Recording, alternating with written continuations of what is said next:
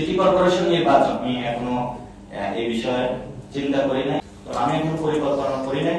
এটা হলো মানুষ যদি চায় বাংলাদেশের নতুন কোনো কিছু আমাদের যদি কোথাও চায়, এটা আল্লাহর পক্ষ থেকে আসে। সিটি কর্পোরেশন নির্বাচন আমি আপাতত এই রমজানের যে মানুষগুলো আমাকে ভোট দিচ্ছে তাদের কাছে যাইতে চাই, তাদের বাসায় দাওয়াত খেতে চাই, অনেক কষ্ট করে তারা ভোট দিচ্ছে, তাদের সাথে আমি আরো কষ্ট করতে চাই, ইবাদত করতে চাই, এটুকুই। আমি এখনো এই বিষয়ে চিন্তা করি নাই। অনেকে ফেসবুকে সোশ্যাল মিডিয়া আমি দেখেছি এবং মানুষগুলো আসলে কান্না করতেছে, এখনো বাচ্চারা এখনো কান্না করতেছে, বিকজ তারা বলতেছে আমি ভোট দিয়ে আসলাম, আমার ভোটটা কেন চুরি হলো।